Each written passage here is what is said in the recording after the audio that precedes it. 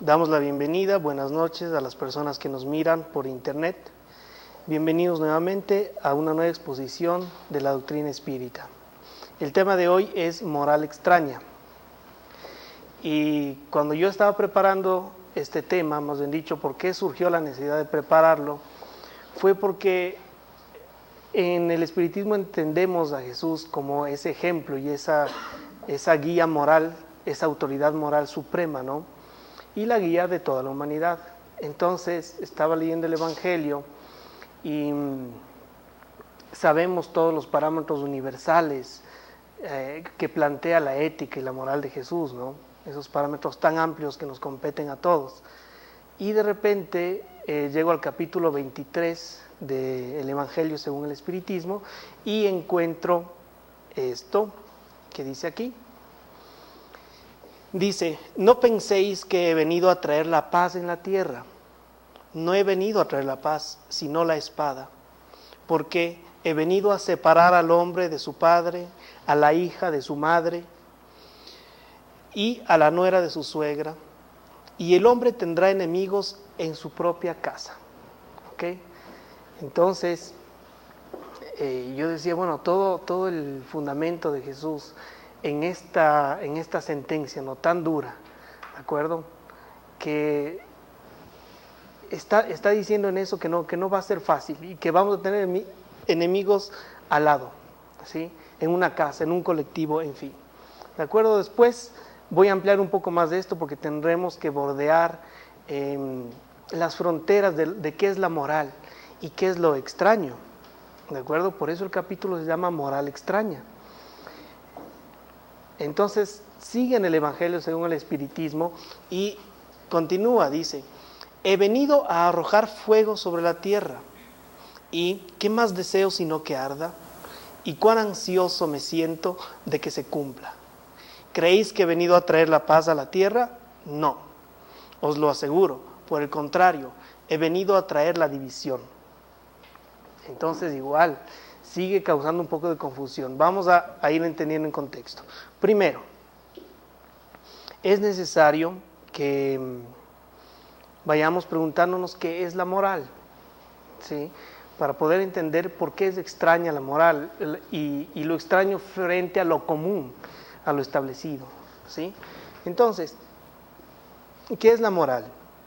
Primero, para arrancar, es importante que todos partamos de un punto de que todos inevitablemente somos seres morales, inevitablemente. Es una condición que la tenemos, así como tenemos un peso, así como tenemos una altura, un color de piel, ¿sí?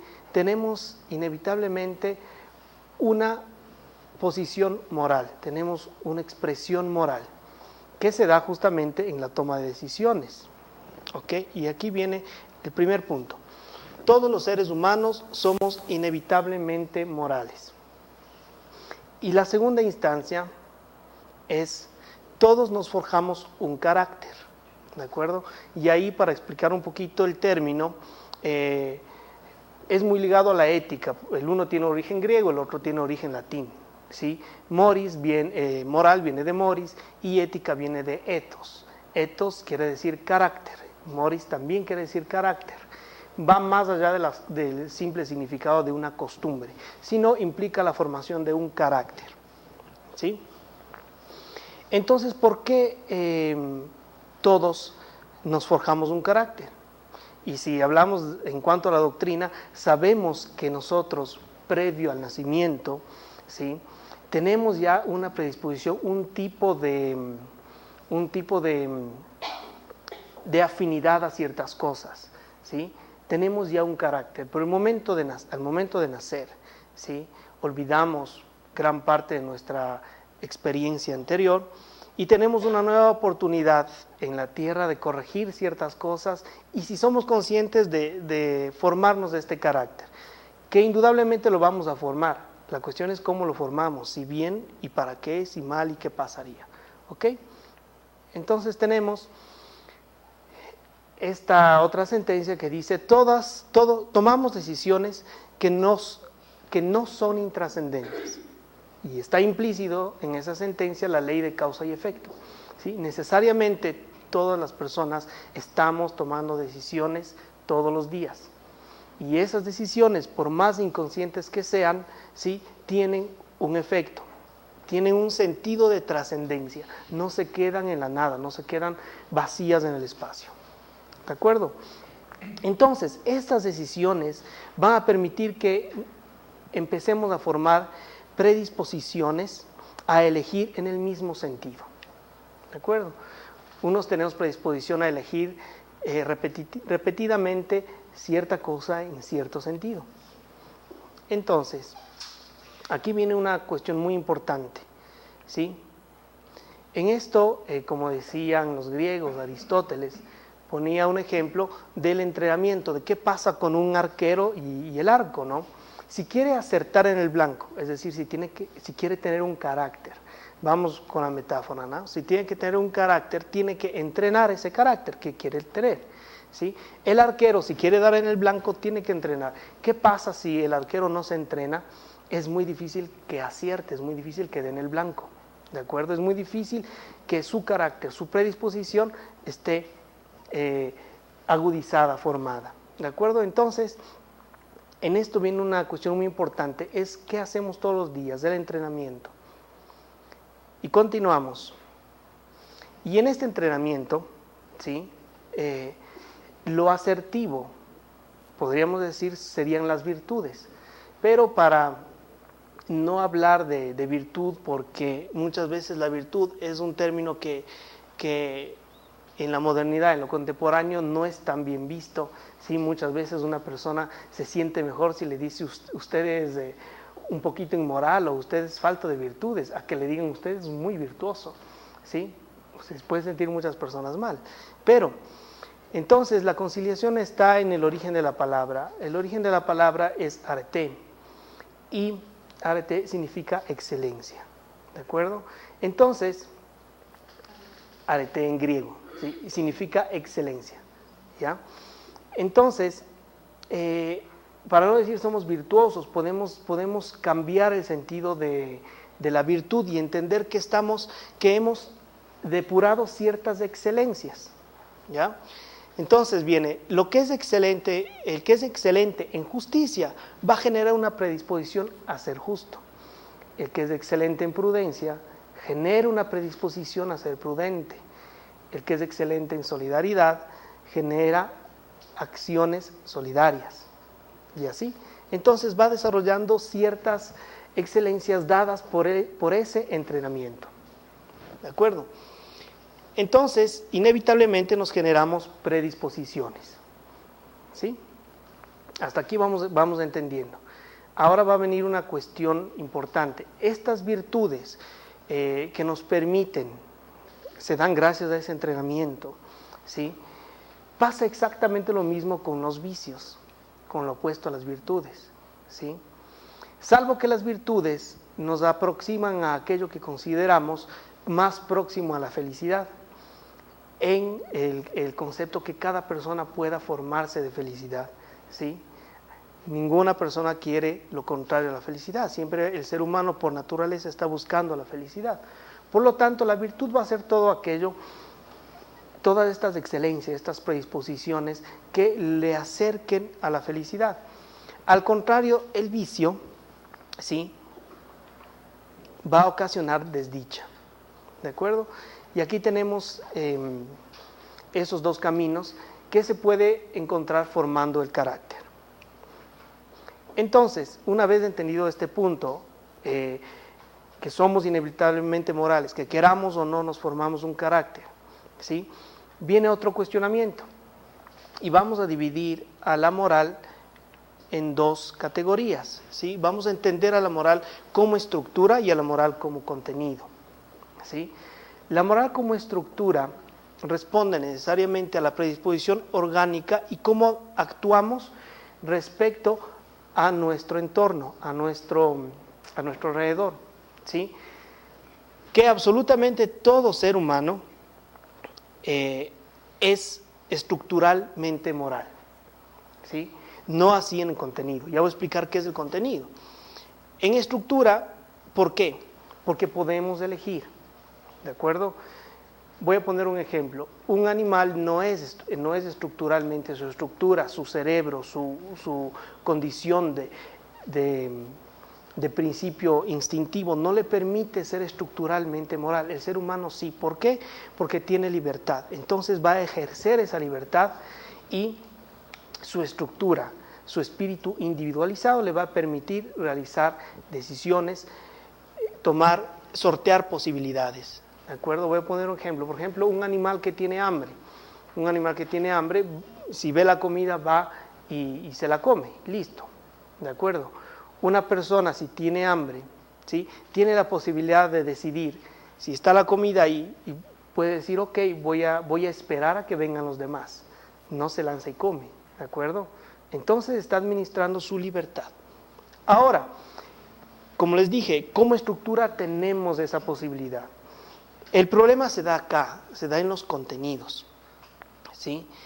Entonces, en los contenidos podemos entender de una manera primaria que cada cultura tiene sus contenidos morales, ¿sí? En ciertas culturas, por ejemplo, pueden valorar más a la mujer que al hombre, o al hombre que a la mujer. O en cierta cultura el contenido puede ser ver bien una cosa mejor que otra. ¿De acuerdo? Entonces, el problema se da aquí, en la diferencia de contenidos, ¿sí? Sin embargo, el ser humano tiene que tomar una decisión. Entonces, aquí viene un aspecto importantísimo, y es la responsabilidad de cómo aprendemos ese lenguaje moral, ¿sí? ¿Quién nos enseña ese lenguaje moral? ¿Cómo aprendemos? En la sociedad, ok. Entonces, hay muchas sentencias que hemos hecho, ¿no? Y vemos los derechos humanos, ¿sí? Que hay muchas declaraciones que están hechas, ¿sí? Planteadas, muchos ideales, esto es lo que hay que hacer. Sin embargo, es una cosa lo que decimos y es otra cosa lo que hacemos. Entonces, ¿cómo aprendemos del lenguaje moral? Los niños aprenden de lo que ven, no de lo que tú dices. ¿Y qué es lo que ven? Ellos ven que tú declaras una cosa y haces otra, que no estás a la altura de esa declaración, ¿sí? Declaras justicia, sin embargo eres injusto. Y así un montón de cosas. Entonces, en ese sistema vamos a crear una norma con la que nos vamos creando todos, y decimos, ok, entonces lo acertado es que digamos una cosa y hagamos otra. ¿De acuerdo? Y la sociedad se forma así. Es normal decir llego a otra hora y llegamos a otra. Es normal que haya esta contradicción. ¿De acuerdo? Ya, ok, al inicio, por eso digo, al inicio podemos aprender este lenguaje moral, como decía en la diapositiva anterior, ¿sí? Hablar de estructura es la predisposición que tenemos a hablar el lenguaje. Ahora, en esa predisposición que tenemos de aprender un lenguaje, podemos aprender muchos lenguajes, ¿sí? Ok. Entonces va a haber esta situación, ¿no? Después, en esto que pasa, vamos a tener necesariamente que llegar a un consenso, ¿sí? A entender, a ponernos de acuerdo en el contenido ético, ¿sí? Y voy a tomar justamente el ejemplo de lo anterior, ¿no? Del contenido diferente. Pongamos el ejemplo de que en cierta cultura es normal torturar, ¿sí? Entonces, vemos nosotros, o ve un niño, una persona en la televisión, ve que a una persona la están torturando. Entonces dice, papá, mamá, ¿por qué está haciendo eso? Y nosotros respondemos, sí, en esa cultura eso está permitido y eso es normal. Sin embargo, no nos quedamos satisfechos. Sin embargo, humanamente sentimos que eso no está bien. ¿De acuerdo? Entonces, por más que sea un contenido moral aprobado en esa cultura, hay algo más allá de eso que nos hace cuestionar y nos dice, algo está pasando con esa cultura. Esa cultura no está funcionando bien. ¿De acuerdo? Entonces, ahí viene el tema de que dentro de estos contenidos hay contenidos superiores, ¿sí?, que tienen que ser necesariamente universales, ¿ya? Tienen que ser necesariamente universales. Y que si bien una cultura tiene ciertas prácticas, ¿sí?, en algún momento desarrollará su sentido de humanidad y podrá entender esta universalidad que corresponde a toda la humanidad, ¿sí? Y ahí viene una parte importante. Eso Kant lo explicaba como el imperativo categórico. Y el imperativo categórico no es nada más que entender este concepto de universalidad que tiene que tener, o que el ser humano tiene que aspirar a que todas sus acciones tengan. Imperativo, ¿por qué? Porque es necesario hacerlo. Y categórico, ¿por qué? Porque no hay nada mejor que supere a esa acción, ¿sí? Y en esto Kant va a buscar en el criterio ético, va a remitirse y va a decir: el imperativo categórico y su criterio ético es la buena voluntad. Por lo tanto, todo lo que parta de la buena voluntad del ser humano, ¿sí?, puede estar acorde a una ética formal, ¿de acuerdo? No a una ética material, sino a una ética formal, es decir, sin intereses secundarios, ¿sí? Ok, entonces, y tenemos justamente el punto universal, es la ética de Jesús, la moral de Jesús. Entonces, por eso en la sentencia inicial con la que abrimos la conferencia, parecería contradecirse. Sin embargo, es indudable que surjan consecuencias de las cosas, ¿ya? ¿Qué pasa si una persona actúa bajo los preceptos universales que da el Maestro Jesús? ¿Qué pasa? Va a ser extraño, ¿no es cierto?, en una sociedad, en un mundo que está acostumbrado a decir una cosa y hacer otra, ¿sí? Va a ocasionar un conflicto. ¿Ok? Ya vamos a ampliar un poquito más de eso. Tal es así que la humanidad en 1948 llega a un consenso de esas necesidades universales, de ese contenido ético y moral universal, y declara los derechos humanos, ¿sí? Es una declaración, ¿no? Todos derecho al trabajo, todos derecho a la libertad, derecho a que cualquier persona se relacione con cualquier persona, libertad de religiones, libertad de expresión. Y tenemos esa sentencia, esa declaración de derechos humanos. Declaración. Ahora, ¿qué pasa? ¿Sí? Resulta que las realizaciones están totalmente alejadas de eso. A pesar de que esté declarado, todavía sigue habiendo instancias de sometimiento, instancias de falta de atenciones básicas en cuanto a la higiene y salud, por ejemplo, ¿sí? Hay personas que viven sobre la norma, ¿de acuerdo? Entonces, nuevamente la humanidad declara una cosa, sin embargo, estamos fallando en las realizaciones, ¿sí? ¿Y cuál será el origen de esta falla? ¿De acuerdo?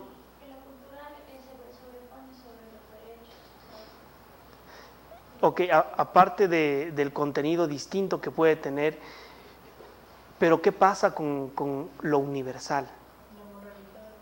¿Sí? Ese es el contenido distinto, pero se juntan los que no quieren hacer, no quieren cumplir por ejemplo, las declaraciones. Ok, vamos a ver. No quieren perder Pero el estatus que siempre pueden tener. ya, okay, exacto, por ahí vamos, exactamente. Ya, ok. Sin embargo, los que saben, no permiten. Estados Unidos tiene derechos humanos y nunca los cumple. Entonces, claro. Entonces, en eso, las personas que saben no los hacen ejercer, y las personas que no saben tampoco les interesa cuestionarse. Entonces, hay una problemática. Y el problema es el interés. Vimos en Kant que siendo la ética una ética de intención, basada en la buena voluntad que la persona pueda tener, es decir, en el desinterés, ¿sí? Llegamos a un consenso universal de los derechos humanos y vemos que el ser humano sigue actuando por interés, y no es nada más que el egoísmo. ¿De acuerdo? Ese es el único punto que no va a dejar que se ejecuten lo que soñamos, lo que realizamos, ¿sí? Tenemos sueños, tenemos aspiraciones, ¿y qué pasa con eso? ¿De acuerdo? Entonces, frente a esta realidad del ser humano, que es un ser egoísta, ¿de acuerdo? Vamos a tener una evolución de ciertas posturas, y las voy a ir explicando. Primero, se consideraba que el ser humano tenía un gen egoísta, ¿sí? La biología en un momento consideró que el ser humano tenía que ser egoísta porque de esa manera puede conservar su especie y por lo tanto él tiene que tener un gen egoísta. ¿De acuerdo? Tenemos aquí una falla en la imagen. Eso, aquí está. ¿Ya? Entonces, el famoso gen egoísta, donde el ser humano solo estaba condicionado a ver por sí, y eso era lo natural, en su naturaleza se aceptaba eso, se acepta eso en esa instancia, ¿no? Y eso no es muy largo, recién en el siglo XXI empiezan este tipo de cosas, ¿ya? Es decir, a justificar la acción del ser humano, el gen egoísta. Pero después viene, no me acuerdo exactamente, el otro filósofo, y dice, entonces, ¿cómo justificamos que el ser humano también sí atienda las necesidades o se solidarice con su familia? No con su prójimo todavía, con su familia, ¿sí? Con su hijo, ¿de acuerdo? ¿Qué padre quiere algo malo para el hijo? A tal punto de que cuando le pasa algo malo al hijo, el padre sale, ¿no? Sale a reclamar justicia, en fin, ¿de acuerdo? Entonces, no es ya solo el gen egoísta, ¿sí? No ha sido solo él, porque está en la capacidad de ver por su hijo también. Entonces, después este filósofo dice, no, hemos tenido más bien un altruismo genético, es decir, un egoísmo genético, que solamente podemos ver por los nuestros, ¿ya? Y en eso se va a encerrar todo. El ser humano no va a ver otros intereses que no sea el de su familia, el de su hijo, el de los suyos, ¿de acuerdo? Pero ¿qué pasa en eso?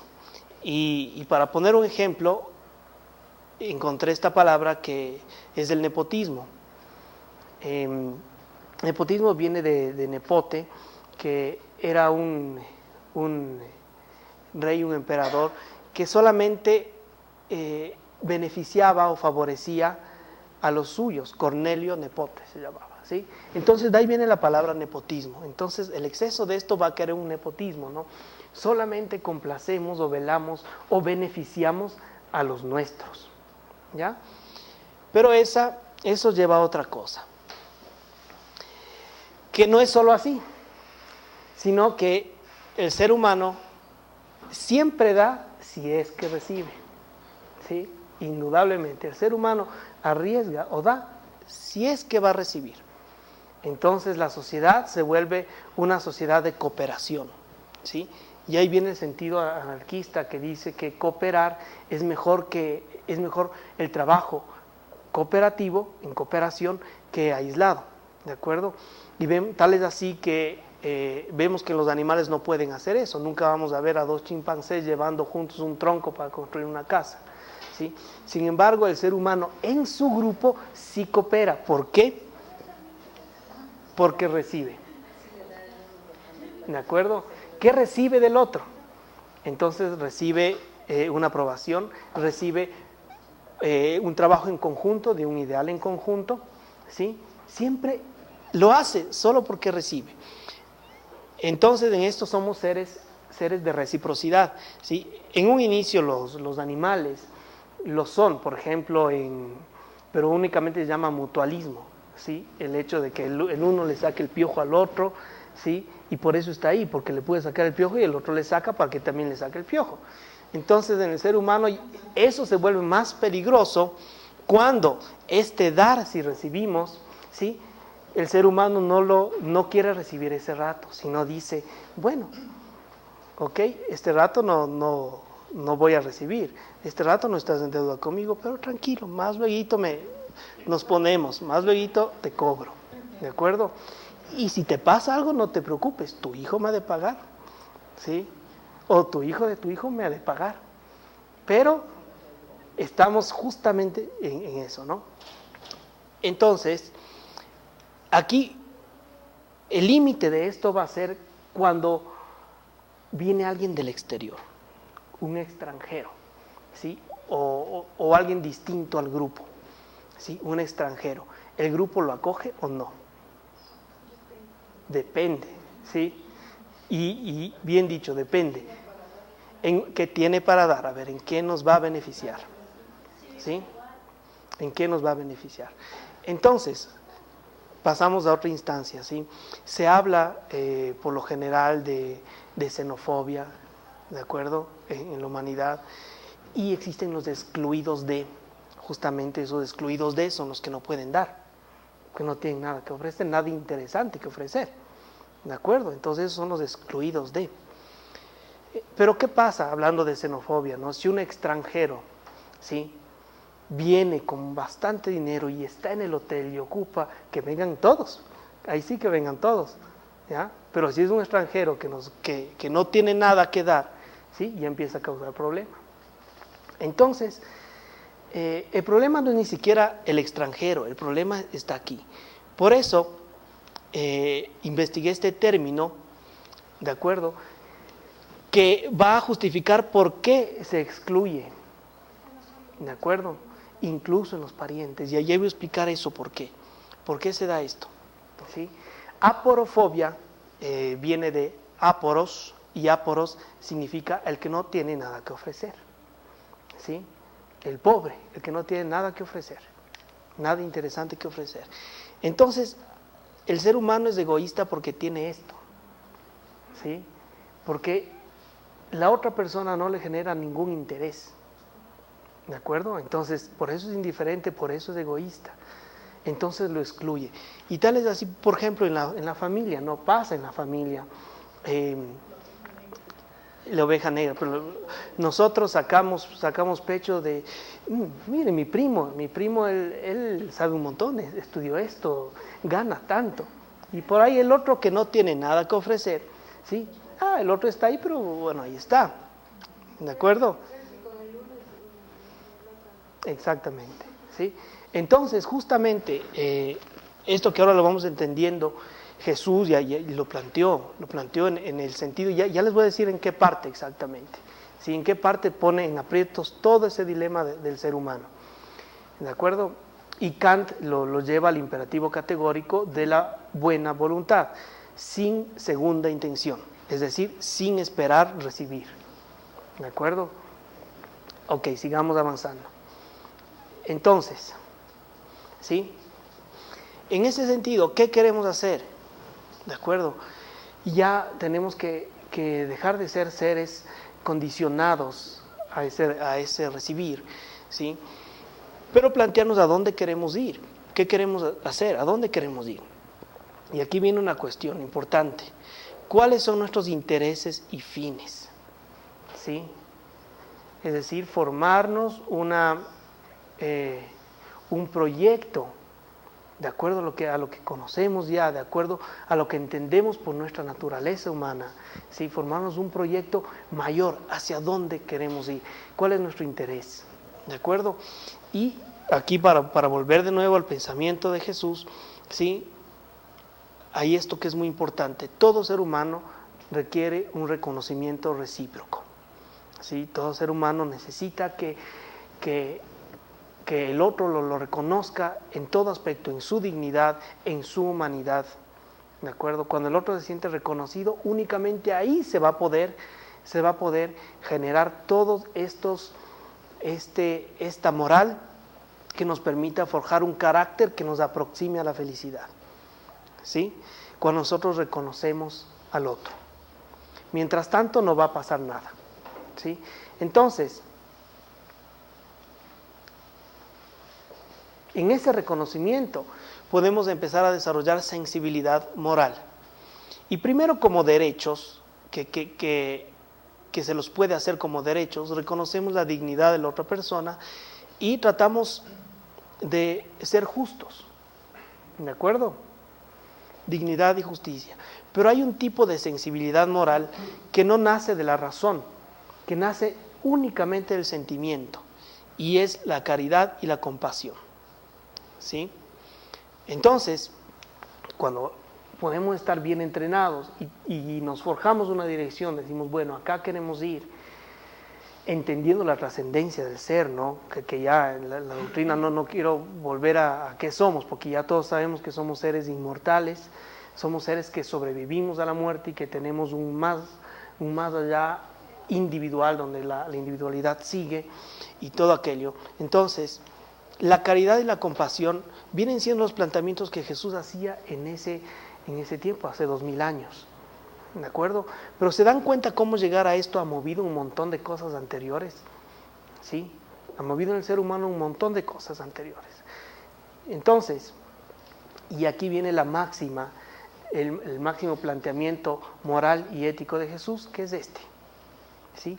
Ama a tu prójimo como a ti mismo. ¿Ya? Y ahí está implícito el reconocimiento recíproco. Porque ¿cómo amamos al prójimo si no nos amamos a nosotros mismos? ¿Cómo lo reconocemos? Reconociéndonos. Es la única forma. ¿Sí? Entonces, hemos visto que cuando una persona elige un camino consciente de formación del carácter, de sus hábitos y todo eso, tanto en un colectivo como en la casa, si recordamos la diapositiva número 1, decía, incluso en la casa habrá personas que haya problemas, que sean enemigos, ¿sí? Entonces ahí viene una cuestión, ¿estamos actuando a la altura de nuestras declaraciones? ¿Sí? Hablando en una casa espírita, por ejemplo, en una casa espírita tiene un interés común, ¿de acuerdo? Entonces, ¿qué pasa cuando el bien hacer se viola ese bien hacer? ¿Sí? En la familia o en un colectivo se viola ese bien hacer, esa categoría universal, se viola ese reconocimiento y ese reconocimiento del grupo. ¿Y qué pasa ahí? El tratar de ejercer la buena voluntad y de ejercer esta conducta que Jesús propone no va a gustar a muchos. ¿De acuerdo? ¿Sí? Y va a ocasionar problemas. ¿Ya? Entonces, en ese sentido van las advertencias de Jesús. Y tal es así que en la historia, si vamos a reconocer estas instancias de contradicciones, ¿no? Y Hegel dirá, ahí está la dialéctica, la evolución dialéctica, la tesis, la antítesis y la síntesis, ¿no? La afirmación, ¿sí? Moisés. La negación, Jesús, la negación de esa afirmación, sin embargo estaba cumpliendo el mismo objetivo, ¿no? Y tenemos la gran síntesis de la humanidad, que es la doctrina espírita, que es la negación de la negación, ¿de acuerdo? En esa negación de la negación se está afirmando todo esto, ¿ya? Y vamos a ver cómo explica el Evangelio según el espiritismo esto. Dice, toda idea nueva encuentra forzosamente oposición y no hay una sola que se haya instalado sin luchas. Ahora bien, en esos casos la resistencia siempre está en relación con la importancia de los resultados previstos. ¿Ya? ¿Te acuerdan que preguntamos qué hacemos y ahora sí, a dónde vamos? Entonces ya tiene que haber esto, resultados previstos. Si no, no va a haber tampoco ningún problema. Si no hay nada, si no hay un interés común, no hay problema. ¿Sí? Porque cuanto más importante es la idea, tanto más numerosos son los intereses que lesiona. ¿Sí? Entonces, la moralidad de Jesús va a afectar a muchos intereses personales. ¿Sí? Si fuera evidentemente falsa, si la juzgaran sin consecuencias, nadie se alarmaría y la dejarían pasar convencidos de que adolece de vitalidad. Ya expliqué eso. Pero si es verdadera, si se apoya en una base sólida, si es posible entrever su futuro, un secreto presentimiento advierte a sus enemigos que es un peligro tanto para ellos como para el orden de las cosas cuyo mantenimiento están empeñados. ¿Ya? Por eso se arrojan contra ella y contra sus adeptos. ¿Ok? Tal es así que los cristianos han sido perseguidos, ¿sí? Un tiempo de perseguidos a convertirse en persecutores, ¿de acuerdo? Y han sido 18, 19 siglos de guerras, y un montón de cosas, ¿ok? Después dice, Jesús vino a proclamar una doctrina que socavaría desde la base los abusos en que vivían los fariseos, los escribas y los sacerdotes de su tiempo. Por eso lo hicieron morir con la convicción de que al matar al hombre mataban a la idea, ¿sí? Con todo, la idea sobrevivió porque era verdadera, creció porque formaba parte de los designios de Dios, es decir, era universal y beneficiaba a todos sin ningún interés. ¿Okay? Asimismo, salida de una humilde e ignorada aldea de Judea, fue a plantar su estandarte precisamente en la capital del mundo pagano, Grecia, ¿no? Ante sus enemigos más encarnizados que tenían sumo interés en combatirla, porque echaba por el suelo creencias seculares, a las que muchos adherían más por interés que por convicción. Allí aguardaban sus apóstoles las más terribles luchas. Las víctimas fueron innumerables, pero la idea continuó creciendo y conquistó el triunfo porque en su carácter de verdad superaba a sus antecesores. Y seguimos, sigue en el Evangelio. Es preciso destacar que el cristianismo surgió cuando el paganismo ya estaba en decadencia. Vemos un poquito la historia griega, ¿no? Cómo va pasando eso y cómo caen los dioses, cae el politeísmo, en fin, y se va instalando la idea de un Dios único primero y de un Dios que es amoroso y del prójimo reconociendo al prójimo, ¿de acuerdo? Este se practicaba según la forma, pero la creencia había desaparecido y solo el interés personal lo sostenía. Ahora bien, el interés es tenaz, jamás cede a la evidencia y se irrita tanto más cuanto convincentes son los razonamientos que le oponen y cuanto mejor demuestra el error en que incurre. El interés sabe perfectamente que está equivocado, pero ese no lo conmueve porque no tiene en su alma la verdadera fe. Lo que más teme es la luz que abre los ojos a los ciegos. Como su error le resulta beneficioso, se aferra a él y lo defiende. Entonces ahí está justamente nuevamente la evolución dialéctica de Hegel, ¿no? Nuevamente. Después tenemos, ¿acaso Sócrates no había enseñado también una doctrina hasta cierto punto análoga a la de Cristo? ¿Por qué entonces no prevaleció en aquella época en el seno de uno de los pueblos más inteligentes de la tierra? Porque en el tiempo no había llegado aún Sócrates, porque el tiempo no había llegado aún. Sócrates sembró en una tierra que no estaba labrada.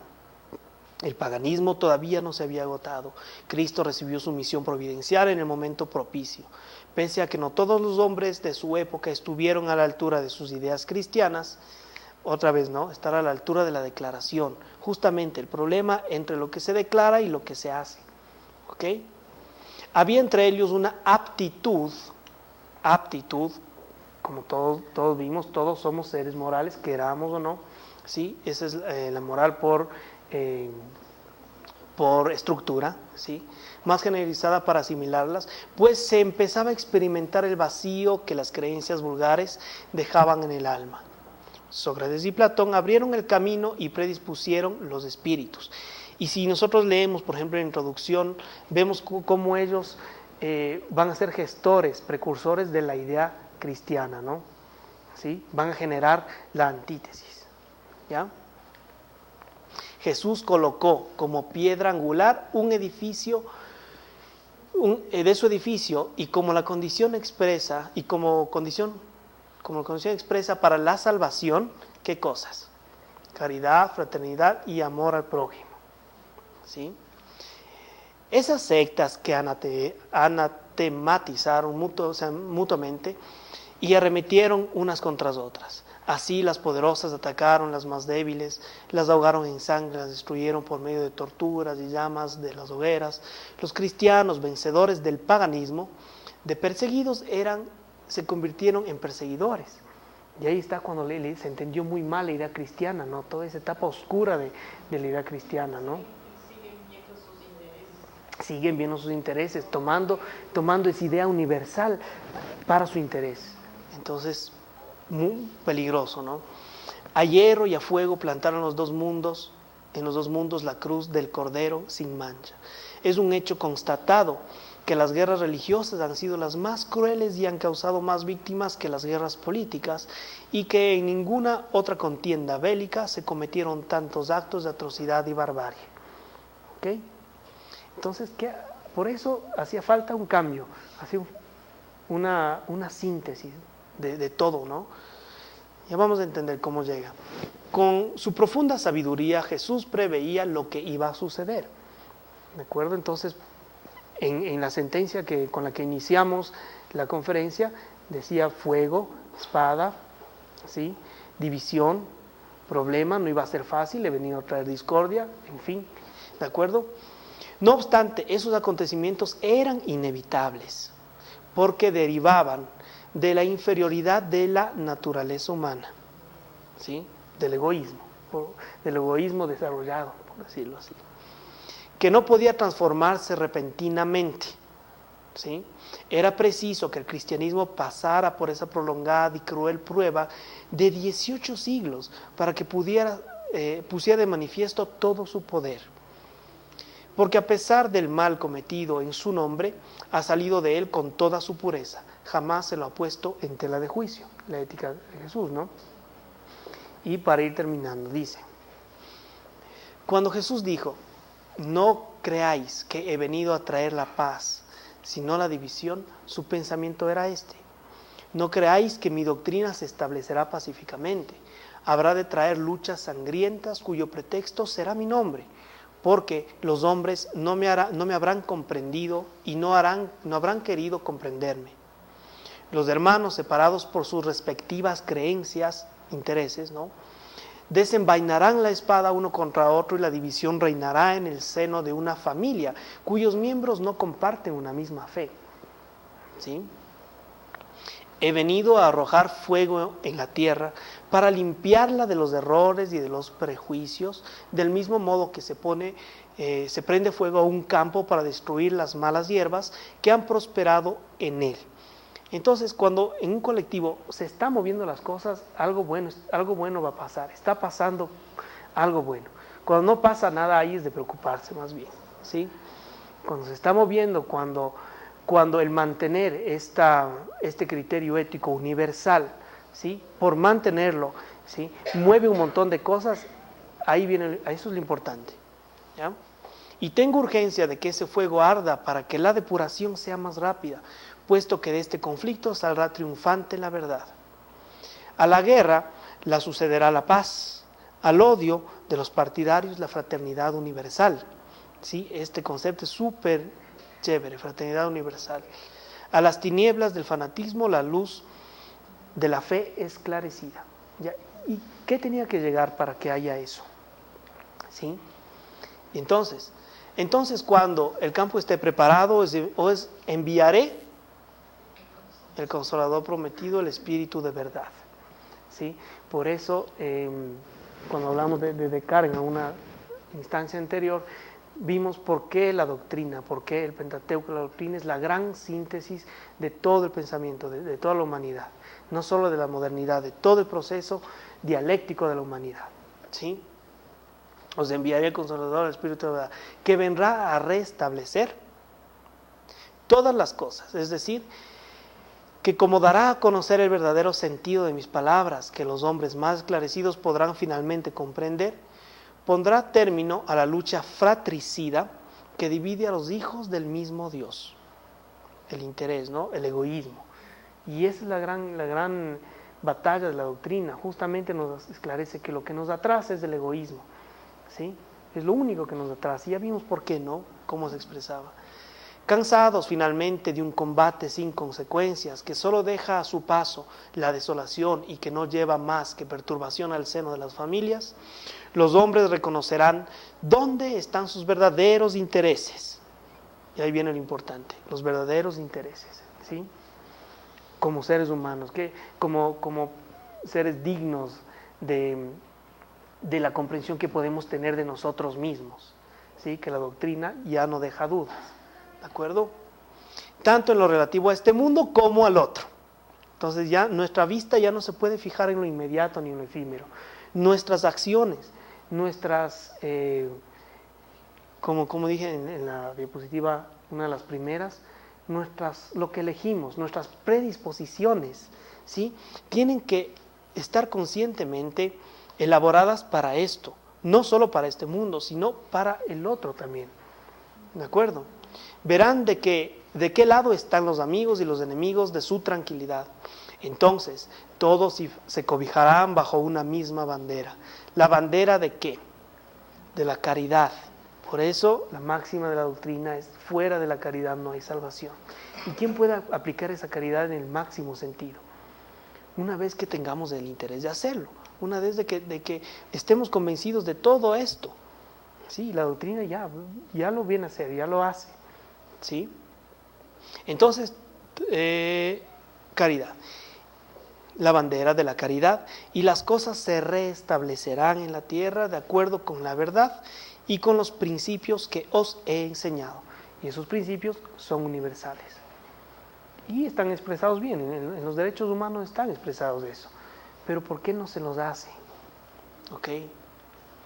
Entonces, de aquí, para ir cerrando, dice: el espiritismo viene a realizar en una época prevista. Todos sabemos cómo es la historia del espiritismo, ¿no? Viene en el 19 bajo ciertas circunstancias que ya un poco ya hemos explicado anteriormente. La época prevista, las promesas de Cristo. Sin embargo, no puede cumplirlos sin destruir los abusos, ¿de acuerdo? Y el cumplir esto es lo que va a seguir moviendo ciertas cosas en los colectivos, ¿sí? Hay que cumplir esto. Al igual que Jesús, se topa con el orgullo, con el egoísmo y con la ambición, con la avaricia y con el fanatismo ciego, ¿sí? Estos, empujados hasta sus últimas trincheras, intentan cortarle el camino y le oponen trabas y persecuciones. Por esa razón, también él debe combatir, ¿de acuerdo?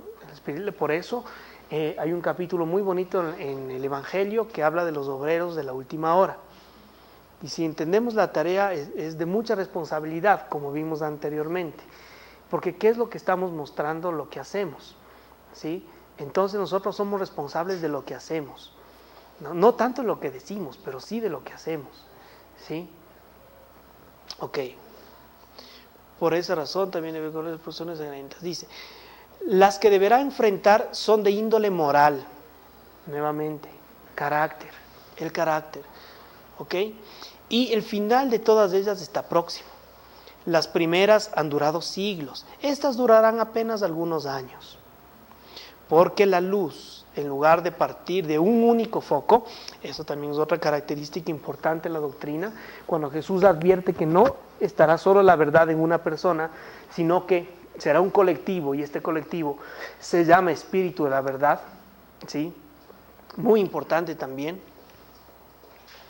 Fluye a raudales en todos los puntos del globo y abrirá más rápidamente los ojos a los ciegos.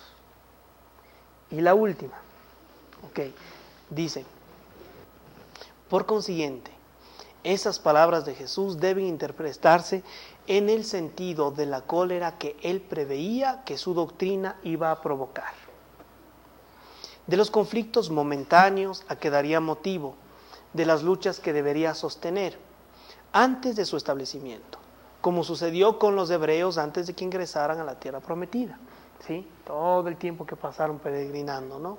40 años. Entonces, y no como consecuencia de un designio premeditado de su parte en cuanto a sembrar el desorden y la confusión, ¿sí? Porque el objetivo no es ese, el objetivo es, ustedes saben la misión por la que Jesús está aquí, ¿no? El bien podría no estar, pero lo más grande que ha pasado a la humanidad y al planeta es que Jesús haya pisado el planeta, ¿sí? ¿De acuerdo? El mal provendría de los hombres y no de Jesús. Él era como el médico que se presenta para curar, pero cuyos remedios provocan una crisis saludable al remover los humores nocivos del enfermo.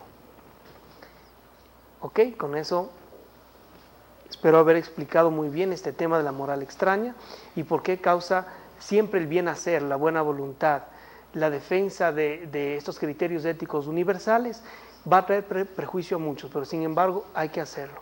Hay que hacerlo en la casa, hay que hacerlo en la familia, hay que hacerlo en el centro espírita, hay que hacerlo en el colectivo que nos corresponda hacerlo. ¿Sí? ¿Por qué? Porque nuestro interés no está solo aquí, sino nuestra visión está más ampliada. ¿De acuerdo? Con este terminamos. Muchas gracias. Ok.